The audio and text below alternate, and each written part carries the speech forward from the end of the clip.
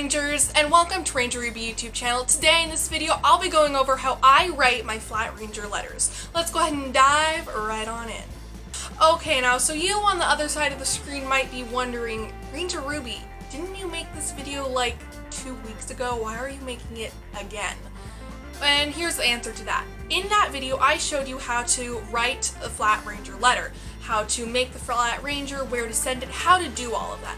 But I didn't actually show you the content that I put inside my letters.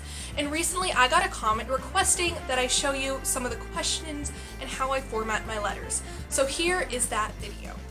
Okay, now so here is my letter from Grand Teton National Park to use as an example. Now, as you may see, you might not be able to read that, but that's okay. I'll be going through and reading this as we go along. So I've formatted this in business style. So in the top right corner, which I have covered up, is my full name and address, which you write just up there, really tiny, really small.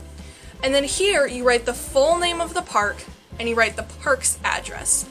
And then I usually leave this line blank and go down one more and I write Dear, fill in the blank for the national park, site, whatever you're writing. So I have Dear Grand Teton National Park. Now here I have a little introduction because they have no clue who's writing this letter and they have no clue what the audience is. So I go, hi, my name is Ruby. I am, fill in the blank how many years old, so I wrote this letter in 2017. So this says, I'm 11 years old and am going into the 6th grade. So that gives them what grade you're in, how old you are, and your name. Then you ask why you're writing to them. That's what I do. Why are you writing to this park? Why did you choose this park? I'm writing you this letter because when I grow up, I want to become a park ranger and know all about the national parks. And so then I use this as a little transition, also to introduce my Flat Ranger. Me and my Flat Ranger, Gertrude, have some questions for the Tetons. And then I ask all of these questions. So the body of the letter is questions. And sometimes I only ask 2 questions, and sometimes I ask 2 pages of questions. It really depends on the park. So here are some of the questions that I ask. If there is a word in the park, for instance, Teton, I ask, what does that mean? For instance, there's Cuyahoga Valley National Park in Ohio. I would ask, what does Cuyahoga mean? Or Congaree National Park in South Carolina, what does Congaree mean? Like, I want to know the etymology of the words in the park. Then I ask, how many miles are in the park? How many mountains are in the park? And you ask questions about the size. How big is the park? How many mountains do you have in the park? And then you can ask some things about the animals. This is what I usually move on to. So what type of animals can you find in the parks? How can you tell the difference between a black bear and a brown bear? So once you ask, stuff about the actual park, like the name, the size, what's actually the content of the park, I ask about animals and plants. What plants can you find in the park? And then I ask about usually endemic or endangered species.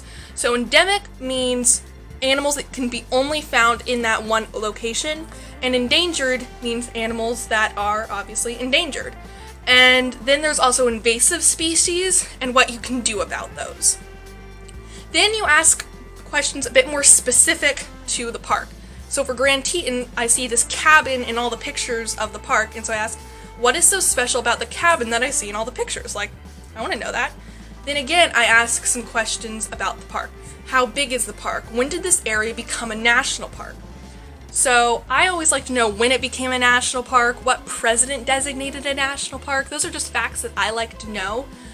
You ask questions based on stuff you want to know. And then when I finish up, I write, thank you so much for answering my questions. That is all. If possible, would you send back a Junior Ranger booklet and a national park passport stamp? So generally when writing to the national parks, I ask for stuff. Now obviously I don't ask for everything. I don't ask for stuff from the gift shop. I don't ask for a stuffed animal. But if you ask for information packets, a map of the park newspaper, a brochure, they'll send it to you. And if you don't ask, then they won't know what to send. So if I ask for a passport stamp here in the back, you can see I got a passport stamp from the park. And if I hadn't asked, they might not have sent that to me. And that is something that I like to collect and that I think is very cool.